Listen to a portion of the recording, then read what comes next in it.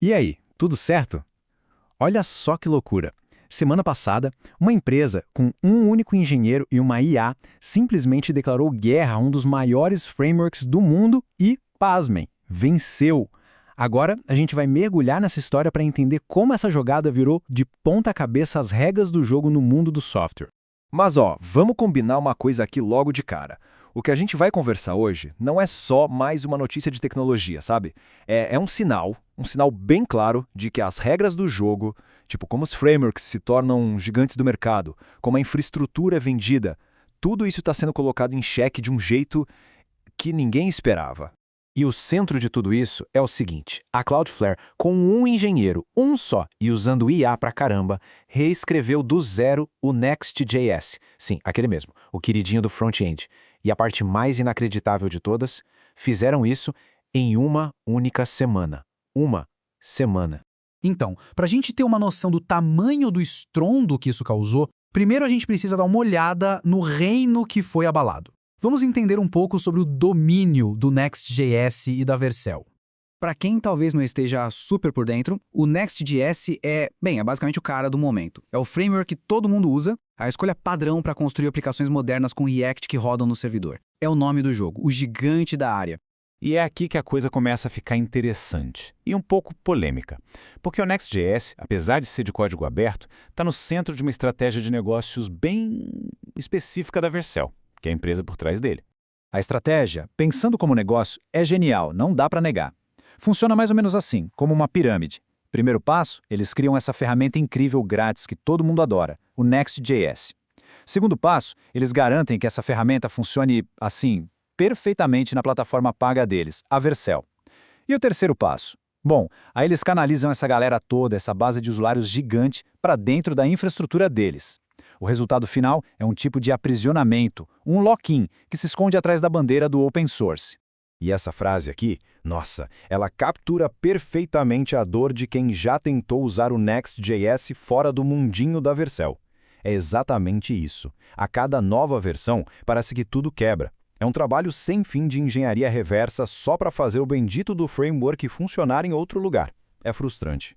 Foi exatamente nesse cenário que a Cloudflare olhou para essa situação toda e, fez uma aposta pra lá de audaciosa. Eles decidiram reimplementar o framework inteiro, do zero. Uma tarefa que, sinceramente, todo mundo achava impossível, dada a complexidade do Next.js. Só que eles conseguiram.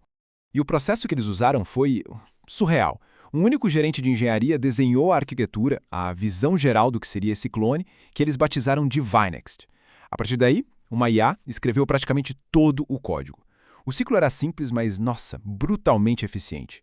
A IA escrevia o código, os testes automáticos rodavam, dava erro, o erro voltava para a IA, que corrigia o próprio código e tentava de novo.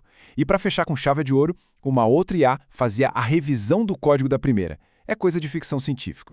Aí fica a pergunta, né? Mas por que isso deu tão certo? Como foi possível? A resposta, e esse é um ponto-chave, está na qualidade do projeto original. A API do Next.js é extremamente bem documentada e tem uma suíte de testes fantástica. Ou seja, a IA tinha o mapa da mina. Tinha todos os ingredientes para entender as regras do jogo e reconstruir tudo com uma precisão cirúrgica.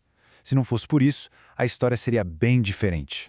E os resultados? Bem, os resultados são de cair o queixo.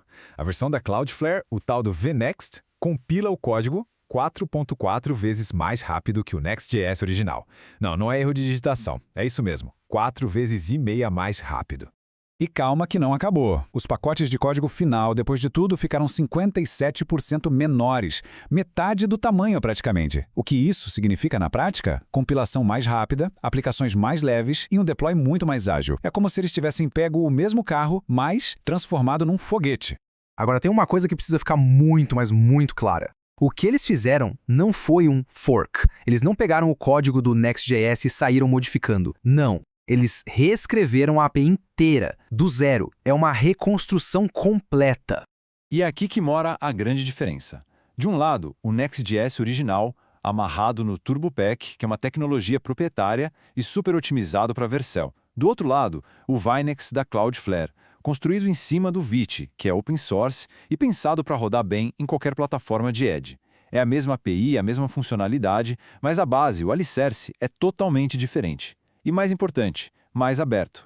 O ponto é que a Cloudflare não foi para a briga com textão em blog ou discurso inflamado. Eles chegaram na mesa com engenharia pura, pragmática e com números que não dá para discutir.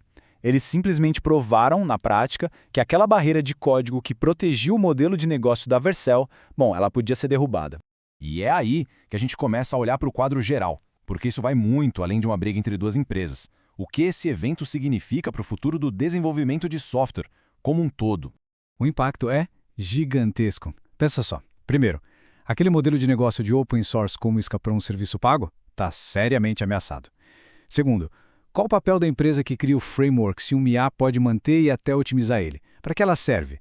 Terceiro, aquela ideia de que o código-fonte era uma muralha, um fosso de proteção, acabou. E o mais importante de tudo, agora existe um caso real, um precedente. Foi provado que dá para fazer.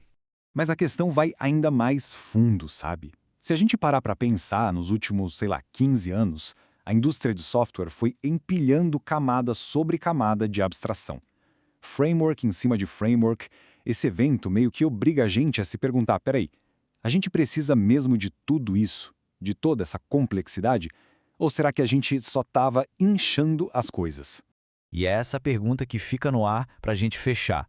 Se o Next.js, que é um colosso, foi reescrito por uma IA em uma semana só porque era bem documentado, qual vai ser o próximo? Será o React? O Angular? E se a gente for mais longe? Será que o software principal da empresa onde cada um de nós trabalha, se ele for bem definido, também pode ser refeito nessa velocidade? A barreira do código foi para o chão. E as regras do jogo? Essas com certeza acabaram de mudar. Para sempre.